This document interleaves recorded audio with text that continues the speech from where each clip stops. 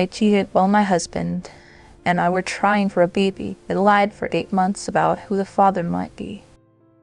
I told Ben she had to be his even though the conception dates overlapped. The lie made him build a nursery and a future on my certainty. What I did not understand until our daughter was born was how much harder his decision to hold her would be to live within his anger. Labor started early on a Tuesday morning. By that afternoon, Ben was beside my hospital bed with one hand behind my shoulders and the other gripping a paper cup of melting ice. He counted breaths, answered nurses, and told me we were about to meet our daughter. Every time he said our daughter, I felt the truth pressing against my ribs. I still said nothing. June was born just before 6 in the evening. She had warm brown skin, dark curls, and deep brown eyes that opened briefly beneath the delivery lights. Ben and I are white. Malcolm is black. June's appearance was not a scientific answer, and no doctor treated it as one. She was a newborn child, not evident placed on a table. But the possibility I had denied was suddenly visible enough that I could no longer force Ben to pretend it did not exist. The nurse settled June against my chest. Ben stood beside the bed with both hands resting on the rail. His face did not twist with disgust. He did not accuse the baby of anything. He looked at her for a long time, then looked at me. When we were alone, he asked, very quietly, whether there was a chance he was not her biological father. I said yes. He asked who the other man was. I told him Malcolm's name, that it had happened once, and that I had known from the beginning that the conception dates overlapped. Ben pulled the visitor chair away from my bed and sat down. For nearly a minute, the only sound in the room was June breathing against my gown. Then she began to fuss. I expected him to call a nurse. Instead, he stood, washed his hands, and asked if he could hold her. He supported her head exactly the way the nurse had shown us in the parenting class. June quieted against his chest, then looked down at her and cried without making a sound. Before Ben, I had spent most of my life being rescued from my own choices. My parents paid the fee when I missed a college housing deadline. Friends smoothed things over when I canceled plans or said something careless. I worked in event partnerships, where being charming 5 minutes late could look almost as useful as being dependable on time. I was not cruel every day. I was simply accustomed to consequences becoming negotiable once I looked sorry enough. Ben was the opposite. He designed commercial ventilation systems, kept an emergency flashlight charged, and arrived at airports before the coffee shops opened. I used to tell people that marrying him was the first sensible thing I had ever done. Everyone laughed, including Ben. What I never admitted was that his steadiness felt like another kind of protection. I believed our marriage could absorb whatever part of me I refused to discipline. 4 years into our marriage, while Ben and I were trying to have a baby, I attended an opening enrichment for a non-profit I had once worked with. Malcolm Reid was there. He was a former acquaintance from that job, a project manager I had flirted with before I met Ben but never dated. We stayed after the crowd thinned, moved from the gallery to a hotel bar, and talked like the years between us had not happened. Then I went upstairs with him. There was no confusion, no accident, and no missing piece of affection at home that made me do it. I wanted to feel like the careless version of myself again, and for one night I chose her. 3 weeks later, I had a positive pregnancy test. Ben and I had also slept together during the same stretch of days. I counted backward until I had 2 possible answers separated by less than a week. When Ben found me sitting on the bathroom floor, I showed him the test. He cried, laughed, and knelt beside me. And he asked why I looked frightened. I told him I was overwhelmed. Later, when he asked whether I was sure about the dates, I looked directly at him and said yes. I said the baby had to be his. That was the liar I repeated for 8 months. Then he gave me the first boundaries of our new life. We would get a formal test. I would tell both families the truth before they heard a softened version. I would contact Malcolm with Ben included in every conversation. I was not to touch Ben unless he invited it, and I was never to use June as a reason he owed me another chance. He said he was not deciding our marriage in a hospital room. He was deciding that a baby would not spend her first night being treated like a punishment. 2 days later, Ben dressed June in the yellow sleeper he had packed. He listened while the nurse reviewed feeding times, adjusted the straps around June's shoulders, and checked the buckle twice. I sat in the discharge wheelchair expecting him to hand the infant seat to an orderly. He carried it himself. At the car, he fastened June into the base, shaded her face from the morning sun, and drove us home. When we reached our townhouse, he lifted the seat from the back and carried her through the front door beneath the paper welcome banner he had hung the week before. He did not take my hand. He did not call me by the nickname he had used since our second date. Before he set June's seat beside the couch, he told me plainly that bringing her home was a choice about her, not forgiveness for me. My parents arrived first. My father had always been the person who turned my failures into misunderstandings. This time, I told him before he had the chance. I said I had slept with Malcolm, knew the dates overlapped, and lied to Ben throughout the pregnancy. My mother's hand went to her mouth. My father stared at the floor. Neither of them raised a voice. My mother asked whether June had eaten. My father walked outside and stayed on the porch for several minutes. When he returned, he took the stack of clean bottles from Ben and began drying them. At one point, my mother said I must have been terrified. My father stopped her gently. He said everyone in the room was terrified now, but I had been the only person who possessed the truth. That was the first time he refused to rescue me. Ben's parents came that evening. He told them while I held June. His mother, Carol, closed her eyes and sat beside him. His father asked whether Ben wanted to leave with them. Ben said no. He was staying with June that night. Carol asked to hold her.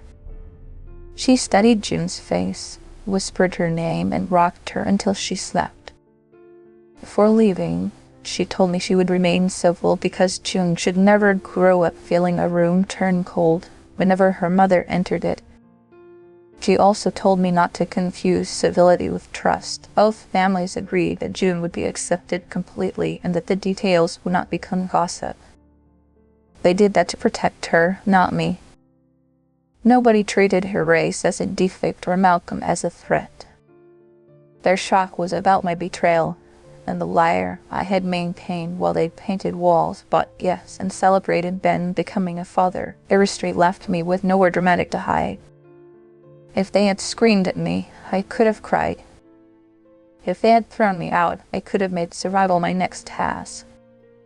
Instead, my mother stocked our freezer. Carol brought smaller diapers. My father repaired the loose railing on the nursery stairs. Then each of them went home without telling me I was forgiven. Ben moved into the small office across from June's room. For the first 6 weeks, we cared for her in shifts. He changed diapers, warmed bottles, and walked the upstairs hall when she would not sleep. He was not endlessly gentle. Some nights he handed her back too quickly and shut himself in the bathroom. Once, after June curled her fingers around his thumb, he stepped onto the balcony and stayed there until I heard him coughing from the cold, but he never withdrew love from her to make me hurt. On our 5th day home, I called Malcolm. Ben sat at the opposite end of the kitchen table, close enough to hear, but too far away for me to mistake his presence for support. Malcolm had not known I was pregnant. When I told him about June and the overlapping dates, he went silent. His first question was whether she was healthy. His second was whether I had told Ben before the birth. I admitted that I had not. Malcolm said I had lied to both of them.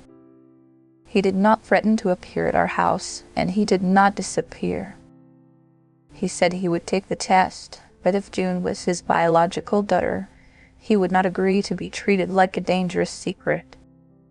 He wanted time to understand what responsibility should look like, and he wanted every conversation to include Ben until the three of us established boundaries. A registered laboratory collected separate samples from Ben, Malcolm, and June. The results confirmed that Malcolm was June's biological father and Ben was not. I read the report alone at the kitchen counter. Ben had asked me to open it first because he did not want to watch my face before he knew the facts. When I brought it to the office, he read the conclusion once, placed the pages face down, and asked me to give him the room. He left the house the next morning and walked for almost 3 hours. When he returned, he sat beside June's bassinet and told me what he had decided. He was going to remain her father. He had loved her before he saw her, and the truth about me did not erase the nights he had imagined teaching her to ride a bicycle or pack her lunch. He would never tell her that biology made his love an act of charity. If Malcolm wanted an honest place in her life, Ben would make room for that too. But his choice to be June's father gave me no claim on him as a husband. That distinction became the structure of our life. Ben did not ask for my passwords or search my phone. He said surveillance would only make him responsible for preventing my next lie. Instead, he kept the office as his bedroom, removed our framed wedding photograph from the living room, and stopped attending social events with me as a couple. At family dinners, he was polite. At home, our conversations were about feedings, pediatric appointments, and household errands. There was no intimacy between us. No absent-minded kiss in the kitchen. No hand at the small of my back when we passed in a narrow doorway. The lack of those gestures was more concrete than any speech he could have given me. Malcolm came to meet June when she was 2 months old. He drove from Baltimore, where he managed projects for a design firm, and arrived with a board book and a bag of diapers. He did not perform instant fatherhood. He sat in our living room, asked Ben how June liked to be held, and waited until Ben offered her to him. When Malcolm finally took her, his hand shook.